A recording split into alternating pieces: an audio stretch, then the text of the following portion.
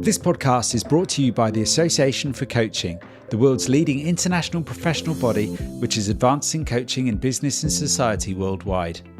I'm your host, Rob Lawrence, and in this new series we are celebrating 20 years of the Association for Coaching by reflecting upon the journey so far.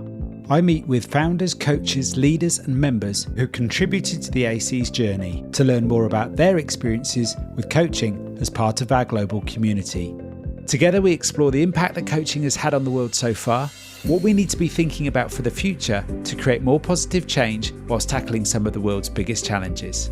Each week, you'll hear how coaches are working and collaborating as a global community together to advance coaching worldwide. Hello and a very warm welcome to the Association for Coaching podcast and another episode celebrating 20 years of the Association for Coaching. With me today, I have Hetty, Ian, Smaranda and David, and we're going to talk about learning and mastery in the coaching space as well as CPD and what that means. So I would like to begin just by inviting each of you to give us a quick introduction as to who you are and how you show up in the world of coaching today. So may I start with you, Hetty? Oh, always hard to be the first one, Rob, but thank you. Great lead in there. My name is Hetty Einzig. I am the executive editor of Coaching Perspectives, which is the AC Global magazine. I'm also the director of publication strategy, which is a very grand title, but maybe we'll come back to it and talk a bit more about what that means. But I show up in the world of coaching as an executive coach. I design and deliver programs which always have an element of culture change in them. My background is variety, but transpersonal. I have my feet firmly planted in transpersonal coaching, which is the branch of transpersonal coaching I trained in, the psychosynthesis. And then I had the privilege, I studied history of art and languages, which come into my work. And then I had the privilege of joining performance consultants and working alongside John Whitmore.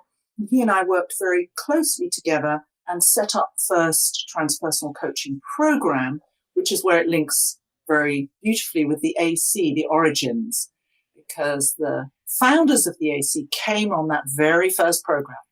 And we talked values, roots, ethics, principles, and so forth. Oh, and I live in London to situate myself. 2 millennial grown-up daughters, a husband and a cat, except my husband would say the cat comes first. Well, thanks for that introduction, Hetty. That's lovely. And Smaranda, how about you? Hey, Rob. Thank you for inviting us to this episode. Smaranda Dochia. I'm Director of Digital Learning and Podcast for the Association for Coaching. I've been involved with the AC for the past 8 years in the context of conferences, digital learning, podcasts, and all the other things that I will be sharing a little bit later as to what we are doing and what we've been up to. I trained in coaching. I've started training in coaching about 10 years ago, a little bit more than that. It is a pleasure for me, and Ian is smiling now, you will not be able to see this, to say that I actually trained with Ian McDermott, who will introduce himself in a moment. It was a bit of a journey because I started with NLP and then applied neuroscience with Ian and Patricia Riddle, and then an advanced coaching training as well. And it's wonderful to be on the same podcast with Ian, which was the start of my coaching journey years ago. So that's where I am. That's lovely. And it makes sense to me to ask you, Ian, a brief introduction, please. Thank you, Rob.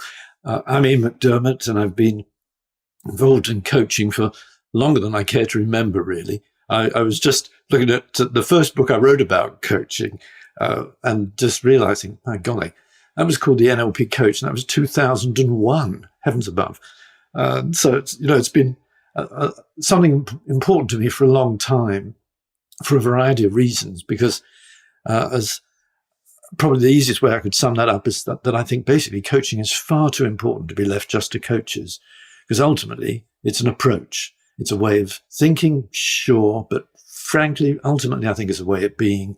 And that way of being requires continual learning and a degree of openness And if we're talking about any kind of mastery, don't get me started, because mastery is not, you reach the apex and suddenly you're done, you're cooked.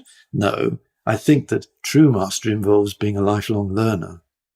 But I can say, I'm sure we'll be speaking about these things. In terms of the AC, I was just so delighted when it was invented, really, because one of the things that for me has always been a pleasure about the AC is it is highly entrepreneurial in its mindset. And that doesn't mean it's unnecessarily running a business, because, of course, an entrepreneurial mindset you can find in many, many areas of life. And so it was a real pleasure for me to work early on with some of the key people, founders, and somehow I ended up as AC Global Ambassador for Innovation and Collaboration. But more of that anon if it's relevant. That's lovely. Thanks, Ian. And David, you've got some pretty extensive experience in coaching. How about you? Where are you today? Where do we find you today? I live outside of Philadelphia with my wife and 2-year-old. We moved from Brooklyn during the pandemic, so I'm in a new place. With the AC, we call me the chair of coaching supervision initiatives in the U.S. region.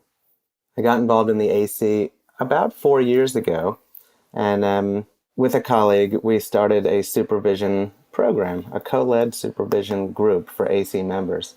And it's really become quite a program that we're working on scaling, not as a replacement for people's supervision, but as a tool to stimulate real learning and about what it can be like for people to have an ongoing supervision group. This is an 8-session supervision group, but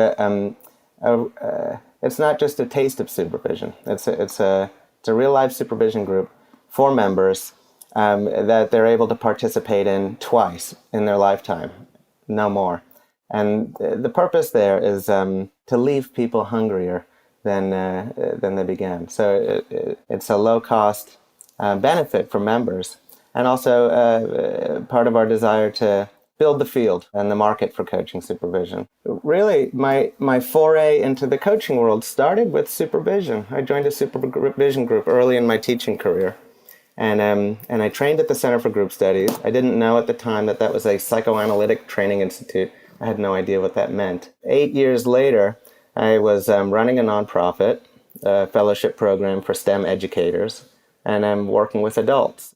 Yeah, it's fascinating. Thank you for sharing that experience and also some of your story there, David. You remind me that actually how far coaching has come. I've been around the coaching space for the last sort of 10 to 15 years. So I might like to come to you again, Ian, and ask you in terms of your experience as somebody who's trained coaches for 30 years, I believe.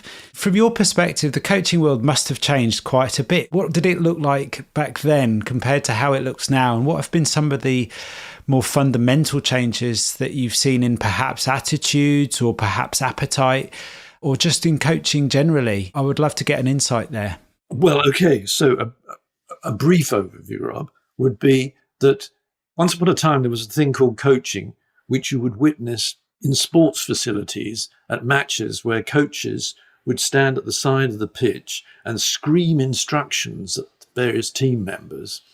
So it began. And then something happened when actually one of those people who was not a screamer at all, but was a tennis coach, found that he could actually give more effective instruction if he stopped telling and started drawing out of the people he was working with the kind of awareness that would enable them to work differently. And his name was Tim Gulway. And it's really fascinating. There is a history there where Tim is very candid about it. There was a particular day even when he was very tired and didn't speak in the normal way to the person on the other side of the, as it happened to be, tennis court, but just had them paying attention, and they started to improve, and it caused a crisis of confidence in him that, my God, I'm not doing much, and they're getting better. What's going on here? And from that, all credit to Tim, he began to explore, maybe there's another way of doing this.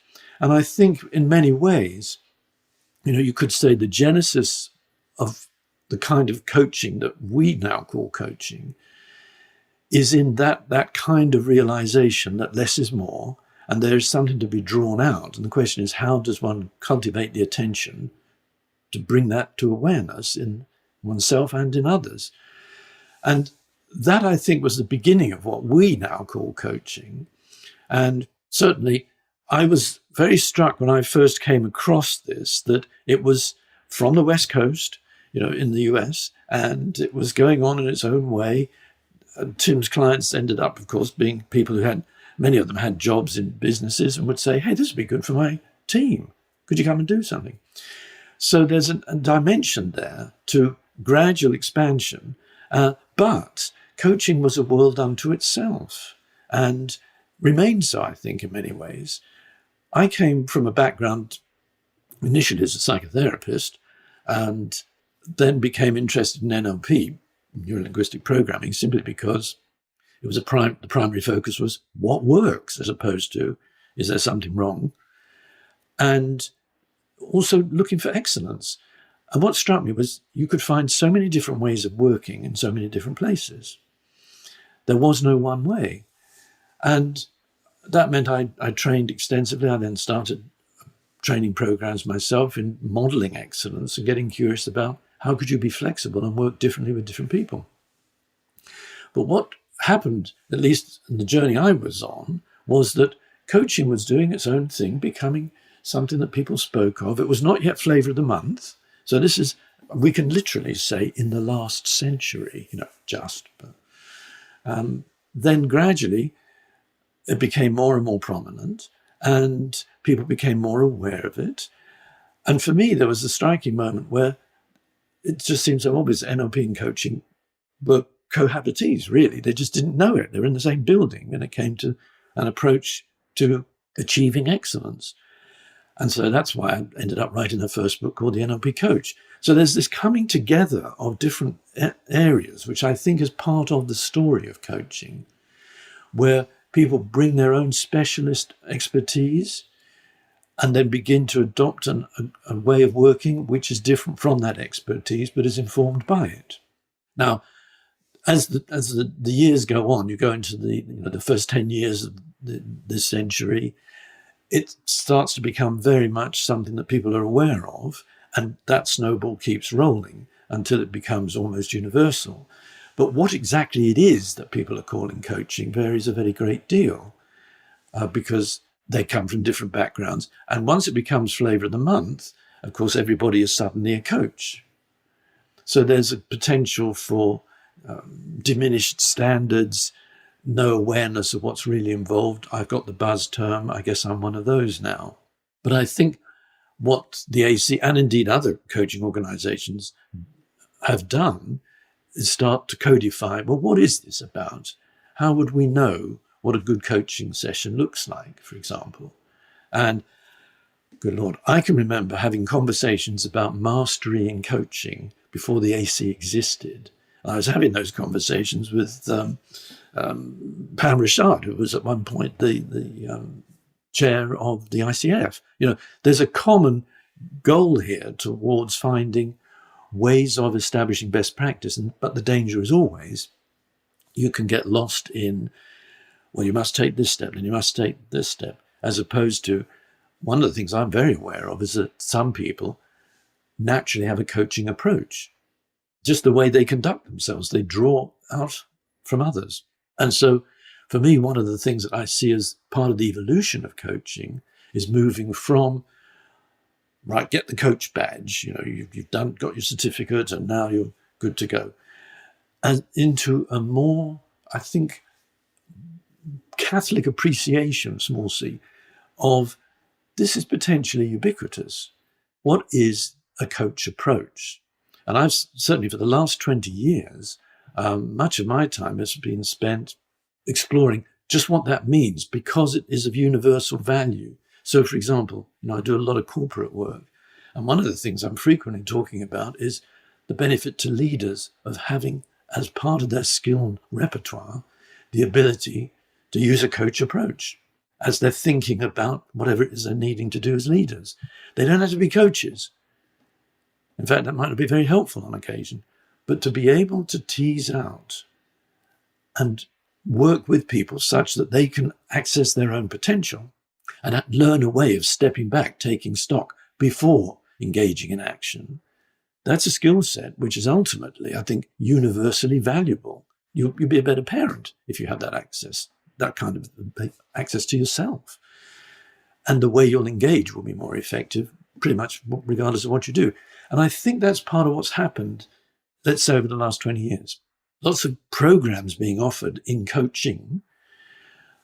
But I think a coach approach is something which can be identified as something which doesn't require a particular school of coaching, which is why, in terms of, again, my own experience, one of the things that's happened along the way is very often you'll see coaching schools, they have a particular approach. Fine, very good.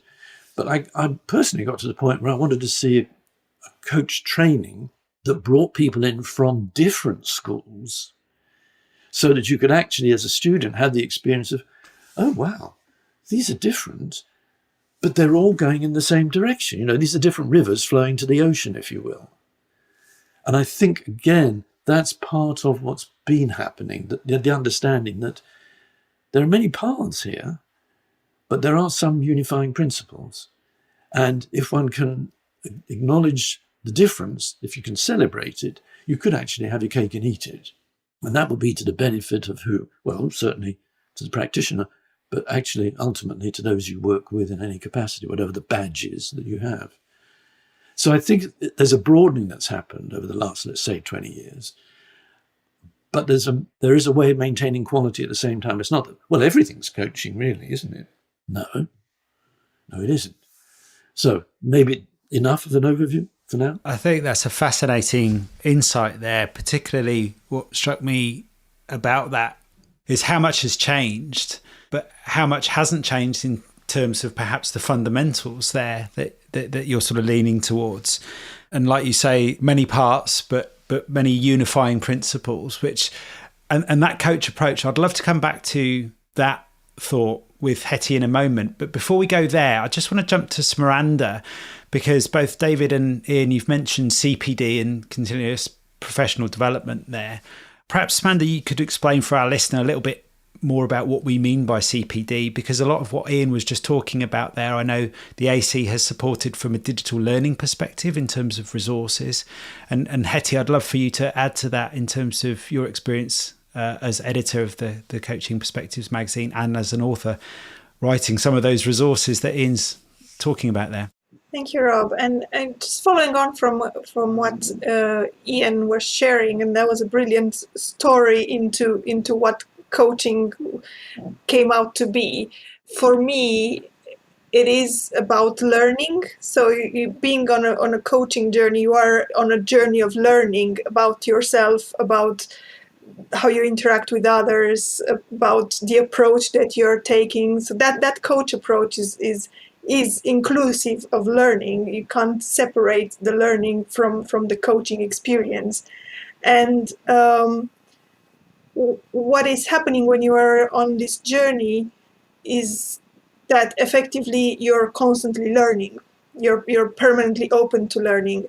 So from the point of view of AC and all the things that we stand for and we are trying to provide, so all those values around excellence in coaching, around standards in coaching, around being in the service of others through coaching and reaching out to, it's a ripple effect. Yes, the coaching experience is not affecting just the coachee that is taking in the experience, but it's affecting also the people that are in that client's environment and in that person's life. So it's extended to a number of people. Yes. So all of that we're taking in and turning into what we call the learning experiences. The continuous professional development is for coaches is actually an ongoing learning experience, and being open to learning for an entire for your entire life, yes, because it doesn't stop somewhere. It's what Ian was saying earlier, I think before we started recording, that mastery doesn't stop in one place. It's actually a journey, and it's not something that you get to and that's it. Then you're a master, and it ends there. It's a continuous journey. So with continuous professional development, what we are offering is for coaches to have the possibility to keep learning, to keep being aware of what's out there in the coaching world, around the trends, around all the things that are changing, around adapting to everything that comes our way as well, because the society is adapting at all times. Everything is changing around us. I mean, look at the last couple of years and all the time, or look at the developments in technology and where coaching is going nowadays in terms of adapting and blending in with technology. So there are so many things for us as coaches to keep on being aware of and to keep on learning, and that's kind of what we are trying to do with the continuous professional development. It's not around getting yet another certificate. It's way more than that. And I think, well, I was just going to say, Smaranda, it's also, isn't it, about encouraging and refining the appetite for learning.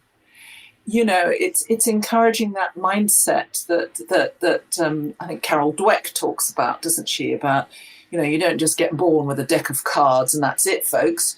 That growth mindset, that learning mindset.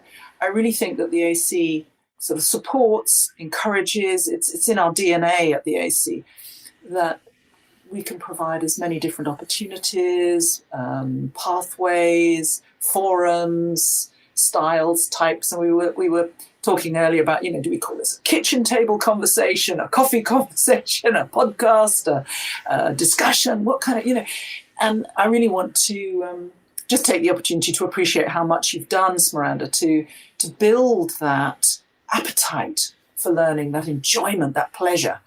Sometimes people sort of go, oh yeah, I better get another tick, another star on another accreditation, another letters after my name. But actually, it's about hugely enjoyable and collaborative learning. I think the word collaboration comes to mind when we think about the AC. Somebody was saying recently that the big challenge of our age, the sort of meta challenge, as we face into all the kind of crises and challenges, is collaboration. How do we learn to stop seeing each other as either enemies or different, or speaking different languages? How do we actually collaborate across cultures, across languages, across tribes and disciplines and so on, so that we work better together? And I think that that's one of the principles, if you like, that underpin, maybe not always talked about, but it really underpins the ethos of the AC. I agree. Thanks. I mean, and you put it so beautifully, Ian, when you described the sort of pathway from Tim Galway's early tennis forays through to the grandfathers, if you like, of the early coaching days. Rob, you wanted me to talk about something more specific. I'd like Ian to come in there, because I think you had a couple of thoughts there, Ian. Oh, sure. Well, I was just thinking, given what Hetty was just saying, when we were talking about global ambassadors and how they could be of use, innovation, collaboration, that's the one I'm responsible for. But as I said at the time, let's be clear, for many people, collaboration is an innovation. It's like, it's people so often think about innovation as some sort of technological this, that, and the other. The vast majority of collaboration has nothing to do with technology. It has to do with the way we engage with each other and indeed ourselves. And the capacity to collaborate, to co-labor, is, I would argue, one of the essential parts of moving in the direction of any kind of mastery. Because if it's going to be, my own magnificence as a solitary atom in the universe, that's what I'm seeking to render truly fantastic. Now you're on some sort of terrible trip, which is, I think, going to end in tears. Worse than tears, Ian. Well, quite. But I think for me, at any rate, you see, I'm a serial collaborator and I have been my entire professional life. And it's always been rewarding because I'm working with people who come at things quite differently. And whether that was bringing, and by the way, then it shows up in what can you do? You can synthesize in a different way. So whether it's bringing NLP and coaching together, or whether it's bringing coaching and neuroscience together, that's been a thing I've been doing for the last decade. And I get a lot of benefit from that myself, just because it's so stimulating. And at the same time, I grow in the learning. I just think people are missing out when they don't do that. It's growing that muscle, isn't it? And I guess the learning helps us learn the language and the approaches of the difference. And, listening to David, your introduction, David, it's so important and so valuable that we bring in the approaches, the learning, the insights from a psychoanalytic perspective, whereas the early days of coaching would have positioned themselves in contradistinction to something like psychoanalysis. But as Ian said, coaching is far too important to leave to coaches. The insights and intelligences and the things we can learn from the perspectives from a psychoanalytic perspective, far too important to leave to the psychoanalyst or the psychoanalytic consulting room, which is, part of my training. I went and did a master's in psychoanalytic thinking. So, bringing you into this conversation. In the learning, we learn how to talk each other's languages. Well, I want to pick up on that because, so for me, it's really been supervision has been the bridge that I've sort of taken from the worlds I've traversed, even the education world. It's a multidisciplinary discipline, right? A degree in curriculum and instruction and a classroom practice is really an applied psychology. It requires wisdom from how many different fields to be able to do that well. I think there's something, for me, which is distinct from the insights from psychoanalysis. Like, certainly, psychoanalysis comes along with wisdom that can be applied. But I'm going to make a bridge here around this idea of mastery and competence. I really think about this idea of craftsmanship. It goes along with mastery. Not necessarily, and what you were talking about, Ian, where people are sort of, I think the free market has resulted in coaching somehow distinguishing itself, trying to distinguish itself from the therapy world. We have badges and certificates and competency frameworks and whatever. They can be helpful and unhelpful when it comes to the project, the lifelong project of craftsmanship. When I think about craftsmanship, I think about apprenticeship. I think about relationship with our beloved teachers. And that, for me, has been what has been so nourishing about my psychoanalytic training. Has really been, it's a folk tradition. I think about psychoanalysis as a folk tradition. I also play a kind of fiddle music, Southern Appalachian fiddle, which is a kind of music that it can be written down and it can't be written down. It must be transmitted face to face, knee to knee, playing with one another, listening with one another. And similarly in psychoanalysis, it's part of my identity. I'm committed to lifelong growth and learning in that mode, right? So that means I'm in treatment. I'm in psychoanalytic treatment and training and supervision. I'm sitting with my teachers. I sit with my teachers. That's been part of the training, and it's been delicious.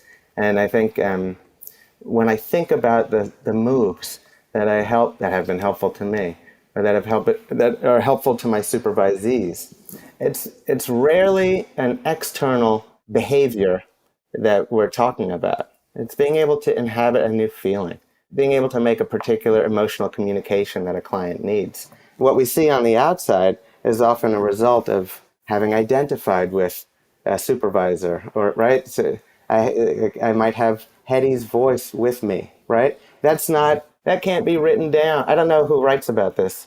Maybe in the anthropology, but I think for me, I worry about, maybe this is where we're going, I worry about the badging.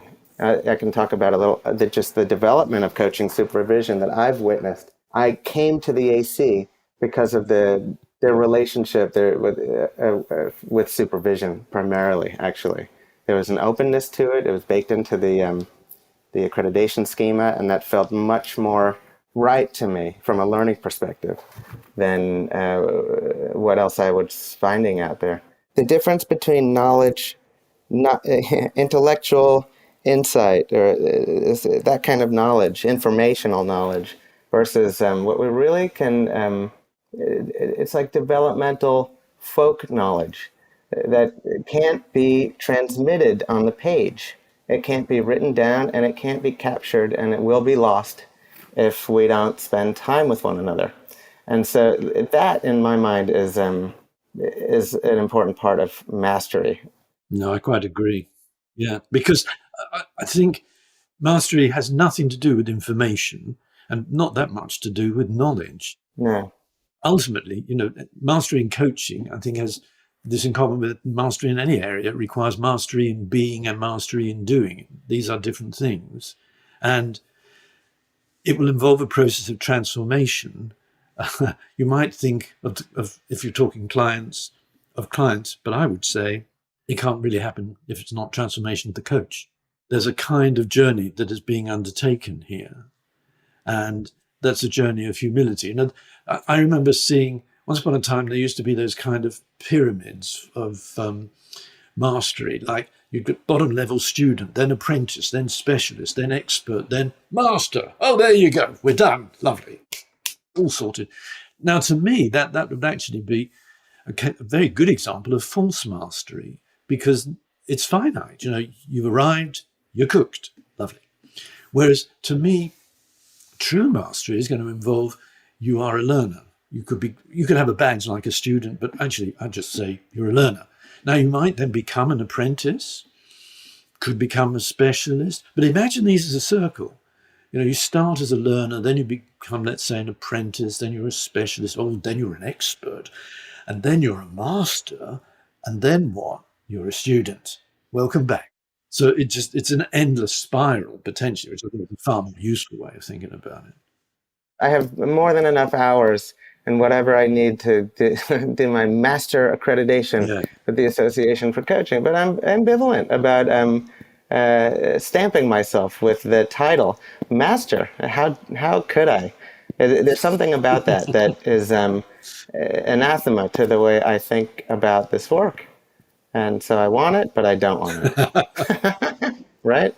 That's so honest. And a couple of things come up from listening to you, David, and Ian's additions there. One conversation at a time is, of course, the heart of coaching, is it not? It's in conversation. I mean, you can coach yourself with a set of clever questions and so on and so on. But the real magic happens in the dialogue, happens in the relationship. Yes. And how we build that, creating spaces for that. What I was thinking about the difference between art and craft. And I was thinking also back, to something that I learned in the kitchen with my mother. She would judge a book. She would say, is this someone I want to spend time with? You're not just reading a book for information, you're reading a book for the dialogue that goes on in your head. Where you disagree, where you agree, where you say, that makes me think about something in a different way. Oh, wow, that's really eye-opening, etc., etc.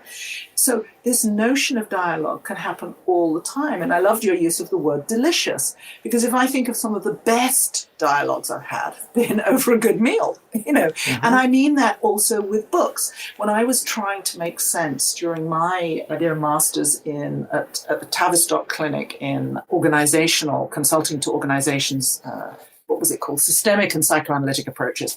And I was trying to get my head around Wilfred Bion, who I think is probably is definitely a genius and probably one of the hardest people to read. I wouldn't recommend him to anybody to read. And I had to do this for an assignment. And I was sitting there, I thought, I'm going to go and give myself a good lunch. And I was in Ireland. I went to my favorite restaurant in Galway and looked out of the window at the water rushing by. There's a wonderful river there, which is more like a torrent. And I ate a good meal, a clam chowder, just in case anyone's interested, fish chowder.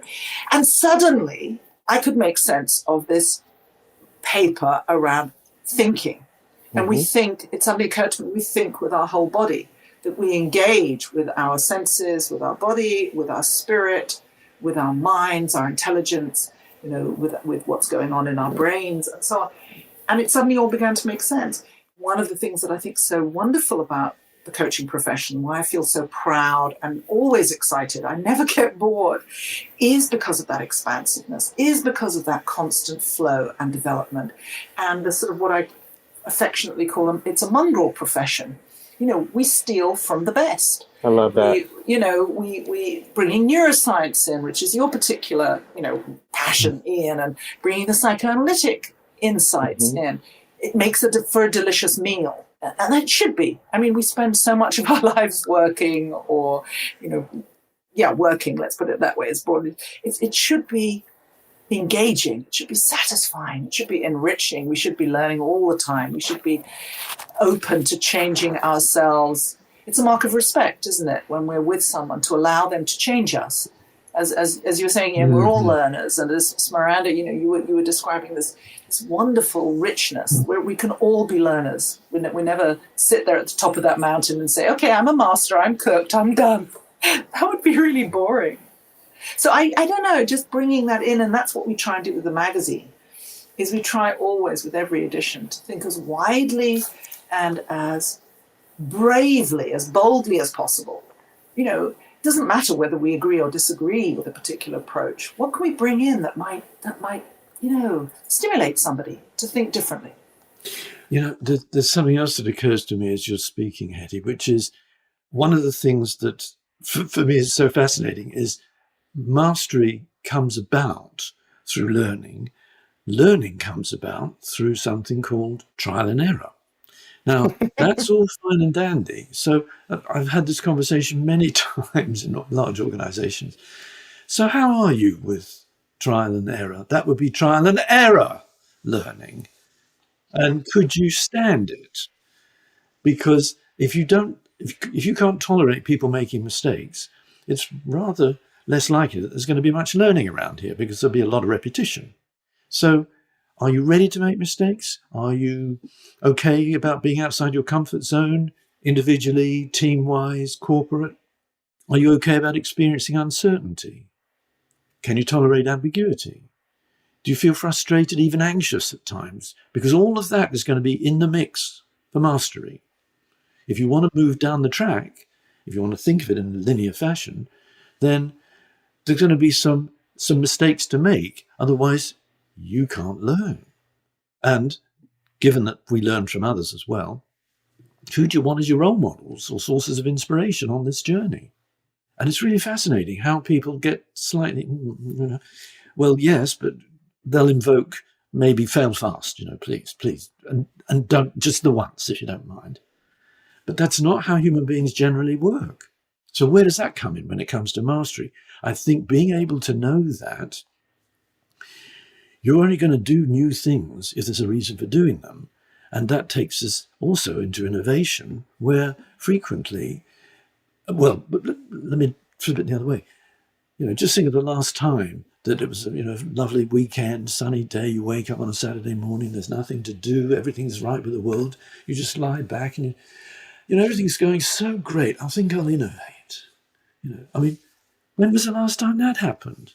And of course the answer is never, because actually discontent, discomfort, these are the triggers for innovation.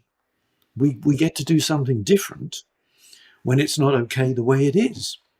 And if it's not okay, our life is not so very wonderful in that respect.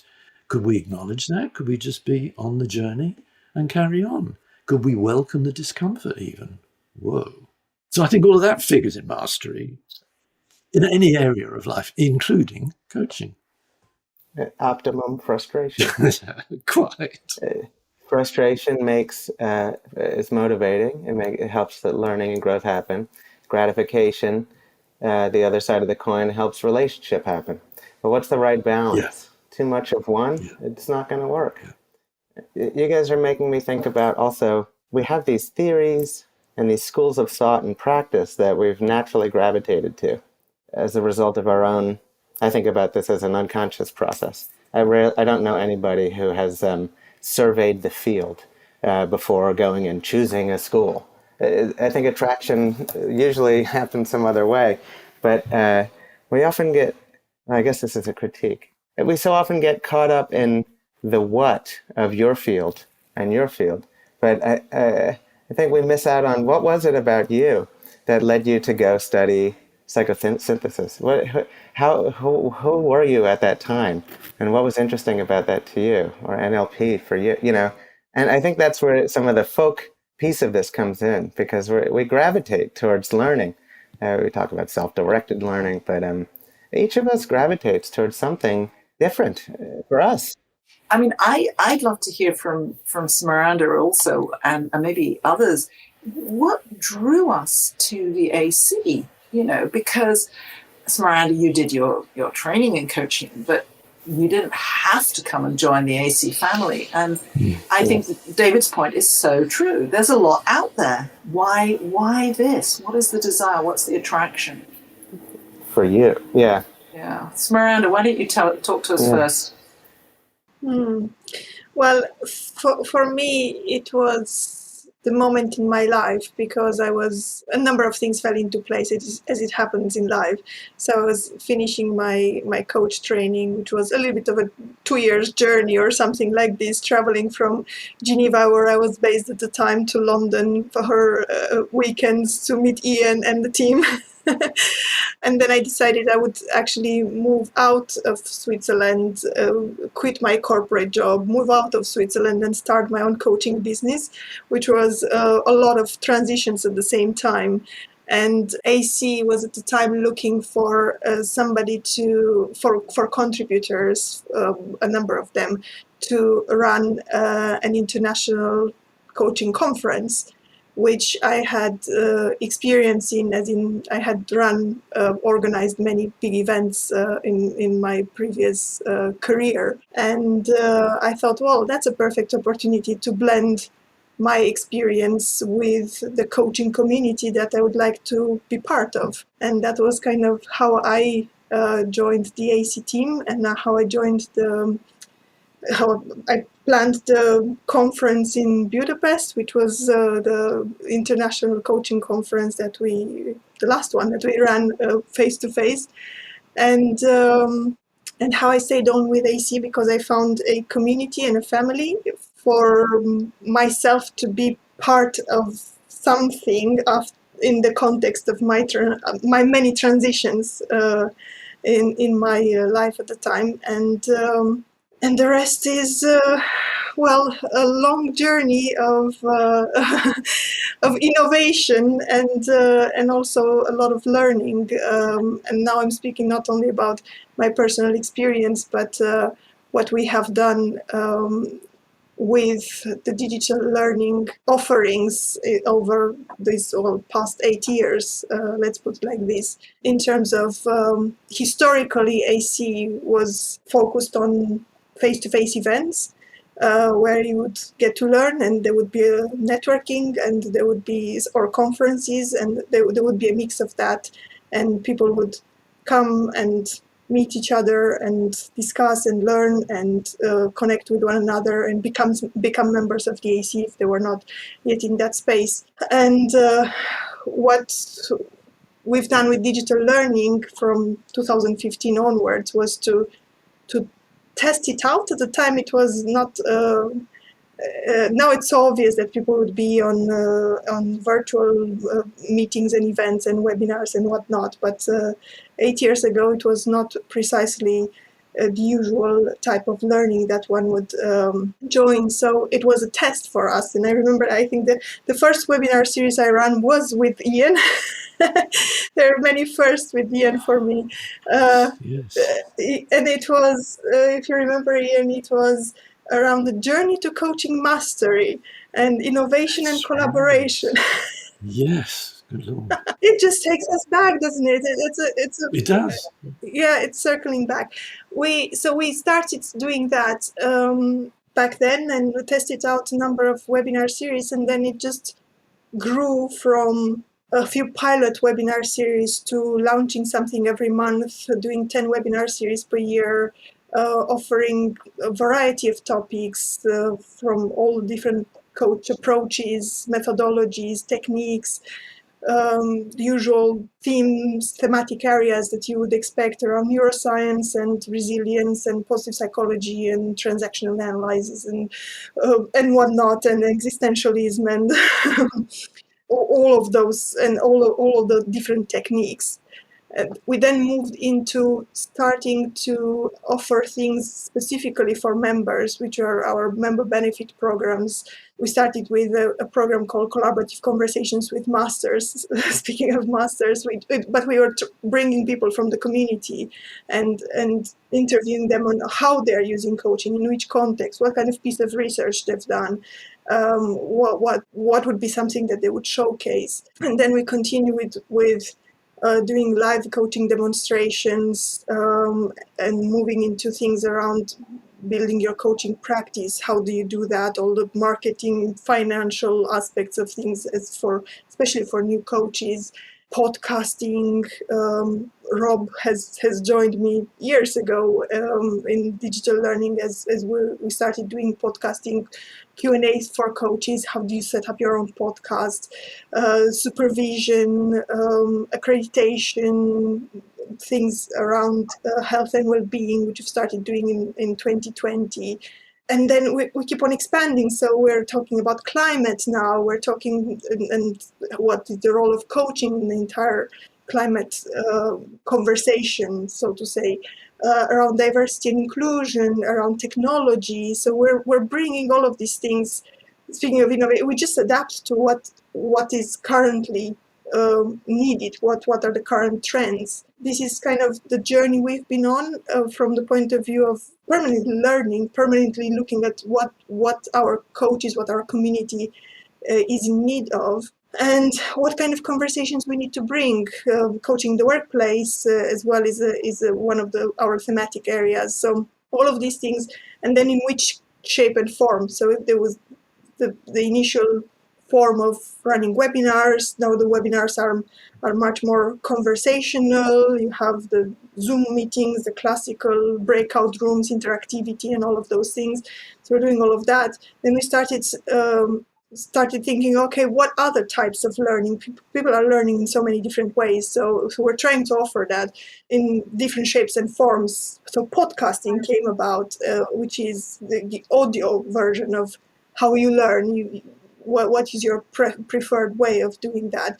And then we're bringing all of these topics, for the past couple of years within our podcast series, which are very rich conversation and very, very different from what we're doing on the side of digital learning with webinars.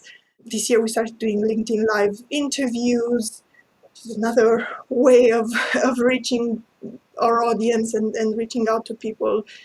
And it's a permanent continuation. Today we just had a brilliant conversation with a group of creative coaches about something that we're going to do around creativity in coaching, which is, you will see probably next year. But there's all the time something. There's things we're going to do a tech festival as well around technology in coaching. We have all kinds of collaborations. So definitely not getting bored, and definitely wanting to see how we can best blend all of these things together. So the video aspect of things with webinars and interviews, with the audio aspect of things with podcasts, and with the written aspect of things with the magazine and the coaching perspectives, and Hetty and I working together, and Hetty and her team on how to bring these things together more closely, because magazine itself is a real jewel of the Association for Coaching. So the thought leadership that we have in there, we're trying to bring it to life through interviews on LinkedIn Live or in webinars and other things like this. So there is a whole world in terms of learning that, well, I'm personally very passionate about. But there is so much that comes together in this context. It's almost like the word tapestry comes to mind, and that where craft and art, I started talking about that earlier, that if craft, some of what you're describing is the ways, the forums, the channels, the skills, techniques, the new approaches, the new models, etc. But what you're also creating space for, what we are also creating space for, which has to happen, is the unexpected, the risk that Ian was talking about, the space for error, the space for making mistakes. All of that innovation belongs to what we might call art, which is, you can't possibly know the future. You can't possibly know whether this is going to work. People, I remember there were coaches who used to say, pay me if we're successful. So, as if there was going to be a set outcome.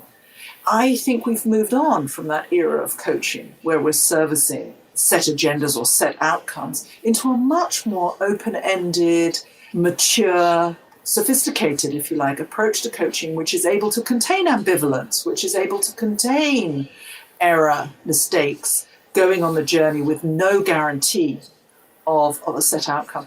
And I think, the kind of capacity for the AC to act as a container and a support and as a platform also for these two different things to come together, craft and art, I think is very special. And I think it's very special. And I think nobody's talked yet, I just want to put it in here, about the yearning that people have for enriching conversations, the yearning for a sense of purpose.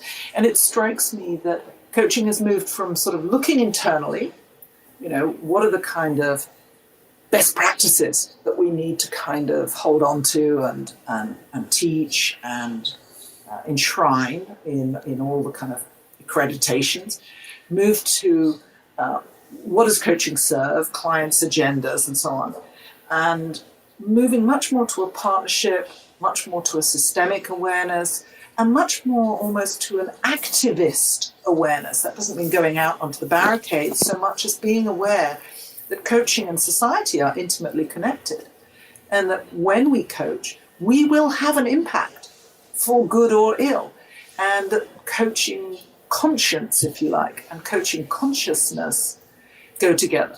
As we mature as coaches, and that strikes me that that's also an element of mastery. Who do I serve? What do I serve? Why am I coaching? Do I actually want to be coaching in this context with these people to help these people get better at that job?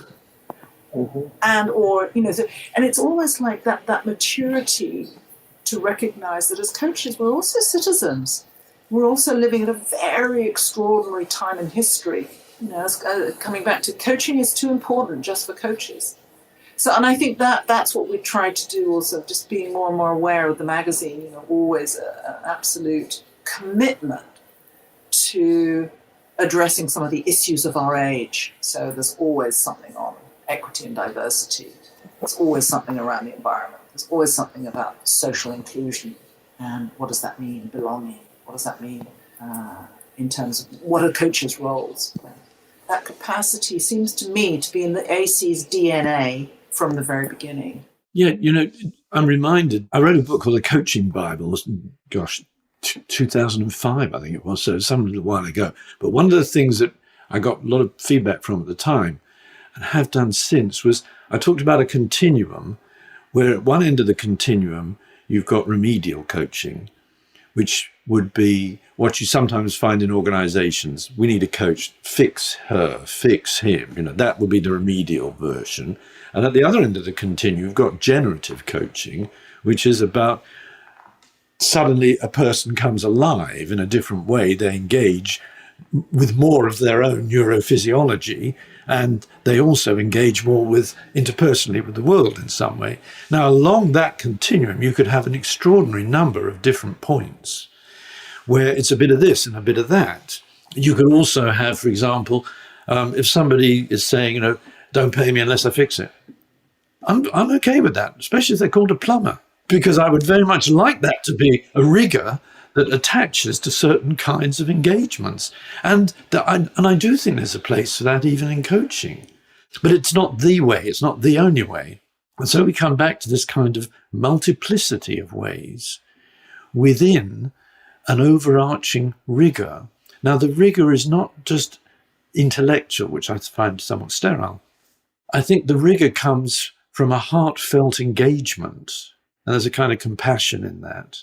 So what would that be like? And for each of us, the answer is going to be different. But I think rigor matters in all of this. And I remember at one point when I was talking with Professor Patricia Riddle, who's a professor of applied neuroscience, I was saying that I think why we get on so well, we come from radically different backgrounds, but we both want people to be able to apply what we now know in ways that are meaningful in their lives, as opposed to, here's a body of knowledge. Okay, and, it's like, what are you going to do with it? And I said, well, you could say we're sort of putting together the magic of NLP and the rigor of neuroscience. Now, it was a throwaway line, which has often reminded me of it, but it's that kind of combination of elements that are almost alchemical. Like cooking. Yeah, indeed. And that kind of folk element that David was talking about is like, you're just in the tradition. You're also creating the tradition. You're also preserving the tradition, and you're growing the tradition. But there has to be connection for that alchemy to happen. And the connection is ultimately going to be in some way personal. We are connected. I'm making a connection here between, I think Hetty was making that connection too, with what you're saying, and Hetty learning in the kitchen with her mother. I was reminded of my relationship to recipes. It comes from what I did with my mother in the kitchen. And she was an oil painter. And the kitchen, a recipe was a jumping off point. And I think I still have that kind of a relationship with prescription. But that comes from my history, right? That comes from a relationship. Some part of it comes from a relationship. But it doesn't mean that you're trashing prescriptive approaches. They have a place. No. I mean, every recipe is potentially, if you will, a technique. You can't jump off if you don't have a jumping off point. Exactly so. So let's hear it for tools and techniques. What are they then? They are invaluable to us, but they're very bad masters. Great. I'm conscious of time, and this has been an incredibly rich conversation that I hadn't expected in many ways, but we've managed to touch all of the points that I was hoping that we would cover. So I'd like to just begin to wrap up now and hear from each of you in terms of, and I think there's been some very strong clues in the conversation today in terms of what, for our listener, what could we be thinking about in terms of the future that you see? Hetty, you've seen all sorts of trends with the Coaching Perspectives magazine. Ian with your training, Smaranda with digital learning, and yourself, David, with supervision. I'd be very interested to hear from each of you, based on your experience and what you know today, what do you think we need to kind of keep on our radar, if you like, or what do we need to be thinking about for the future of coaching? Ian, perhaps I'll start with you. Okay, well, I'm glad to say I have my 5-point plan for the future of coaching. Fantastic. If only. But of course, it would be a bit of a nightmare because this is organically evolving. So to me, if I was to talk about future of coaching in any sense at all, what I see is an increasing adoption of a way of engaging with people. There's a very good reason why in coaching parlance, there is something called the designed alliance, which actually then, in fact, in training turns into an imperative, design the alliance. Now, you can't design it on your own. You're going to do this. So this is co-laboring. You are co-creating. It's collaboration. What a concept. To me, that's going to become potentially one of the prime contributions that coaching makes. And as it continues to make it through people behaviorally demonstrating it in the way they engage with each other, it will become less and less visible. Paradoxically, things become absorbed into the culture. And then it's just like, well, yeah, doesn't everybody? No, nor will they ever. But it becomes a different way of engaging. That, I think, is part of what coaching can do and will continue to do, whether it's acknowledged as deriving from coaching is another matter entirely. But I think there's a potential humanizing possible with a coaching approach that has value in many, many contexts. I'm currently working with an organization where there's been a change in leadership, and with it, a huge change in style from top-down command and control, even bullying on occasion, to far more engaging and collaborative. And I actually dubbed this year, as I've been working with these people throughout the year of being human. And I think that that's part of what coaching can allow us to be. Just be more human and engage in conversations where there is purpose to the conversation, but it's not rigid.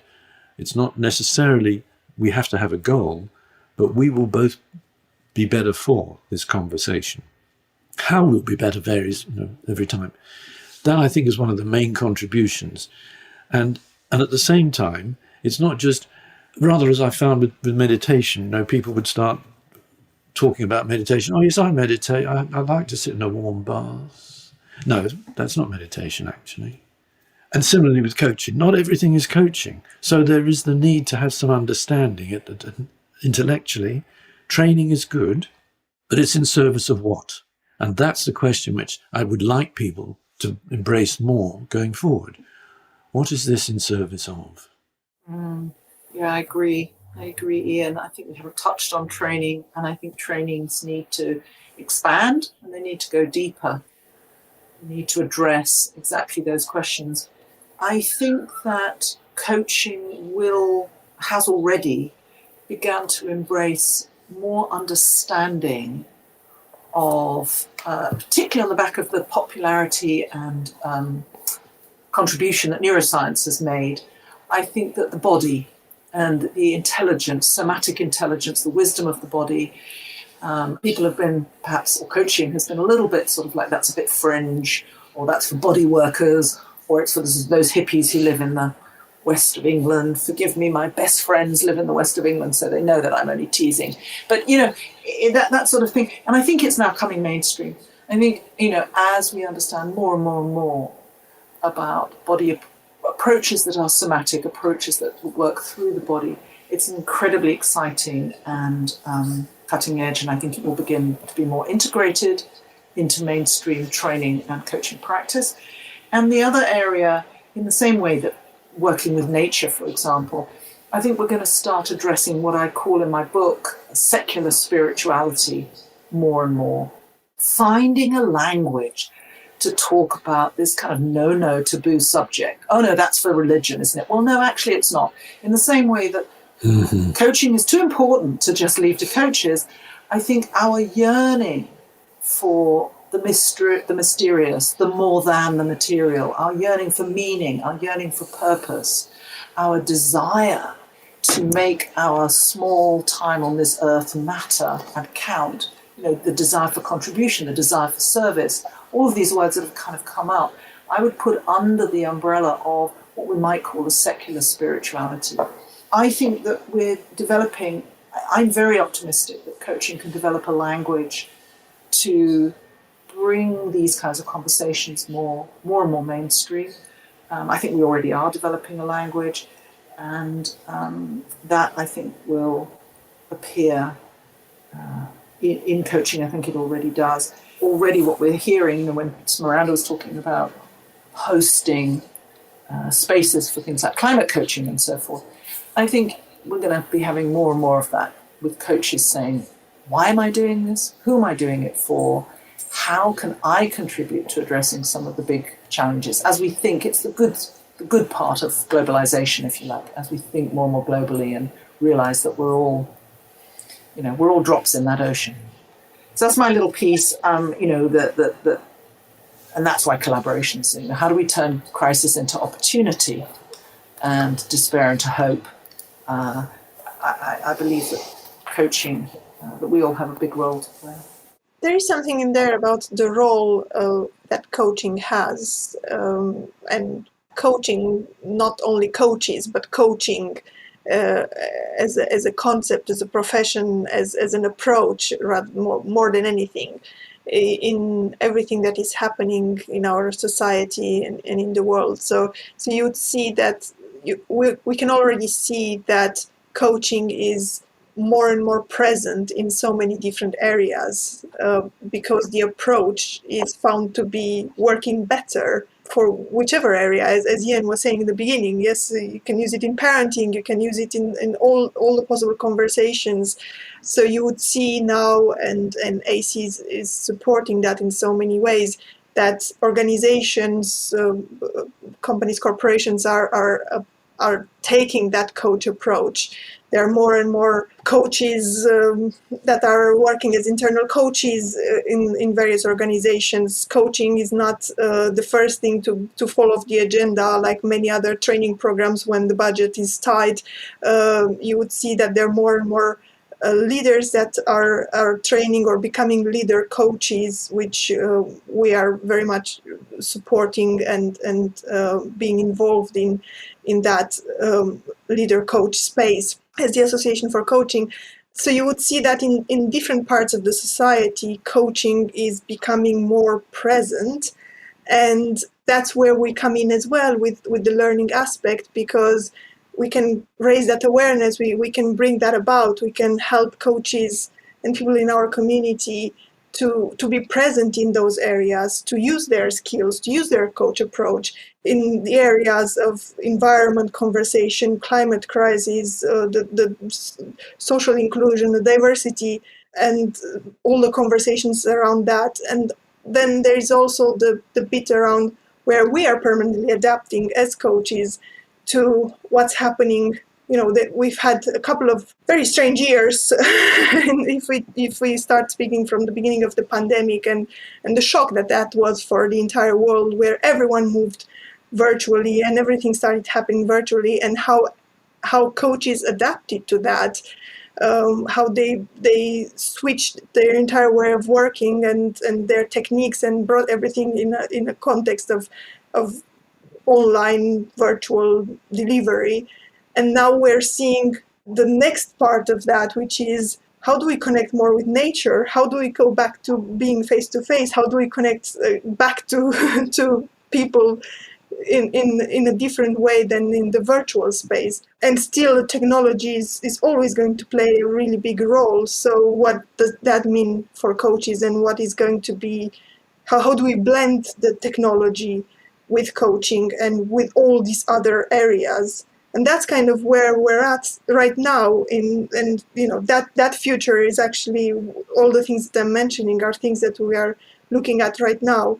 Mental health is another big area where so many people have been affected in the past couple of years about everything that is happening. It's been overwhelming.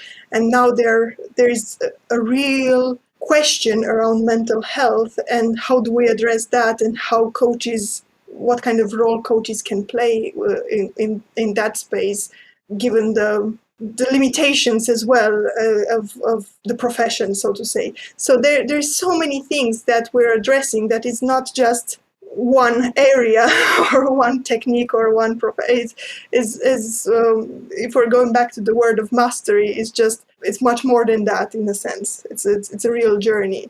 Yeah, I think we're privileged to be part of it.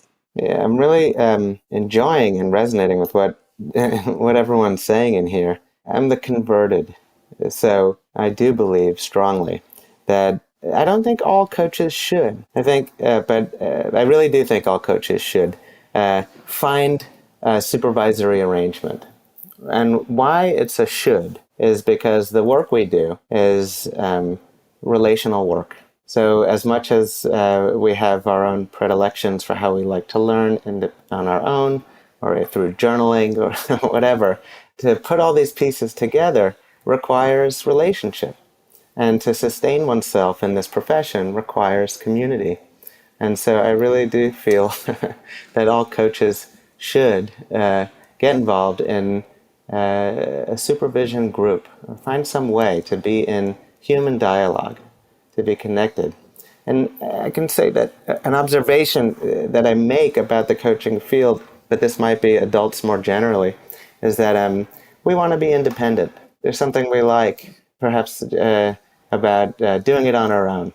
And so I think one shift that would be helpful for us in the coaching field is to allow ourselves to be dependent, which is, after all, quite human. Get connected. Find a teacher you love. Find a community you love. And and depend on them. Allow yourself to be dependent upon and dependent, and then the rest will work itself out. After all, independence is it's just developmental. Dependence comes first. And I think we, in our effort to not collude and be good coaches and do it the right way, we always want to foster independence or something like that in our clients. But I see a lot of premature independence happening in the coaching field where we don't allow ourselves to benefit from what comes from kind of interdependent or a dependency relationship. So let's stop being so grown up already and allow ourselves to really be connected, to really get into loving bonds with one another, and then we'll work it out from there. That's a great place to leave our conversation today. Thank you for that thought, David. You remind me there of what Hetty was saying about our yearning for the mysterious, and in line with that, Ian's our natural appetite for risk, and also that circle, that sort of circular journey that we go on in the context of sort of mastery and learning there. So that's a lovely thought. Thank you, David, Ian, Hetty and Smaranda for joining me today for a really inspiring conversation about learning and mastery and CPD. Thank you. Thank you, Rob. Thanks, everyone. That was wonderful. Thank you, Rob, Ian, Smaranda and David. Pleasure. Thanks for listening to another podcast by the Association for Coaching. I'm Rob Lawrence. For 20 years, the AC's purpose has been to inspire and champion coaching excellence, advance the coaching profession, and make a sustainable difference to individuals, organisations, and societies worldwide. To find out more about the Association for Coaching and our member benefits, follow us on LinkedIn or explore our website at associationforcoaching.com. You can keep up to date with our latest podcast episodes, enjoy the wealth of digital learning offerings, and gain insights from our Coaching Perspectives magazine.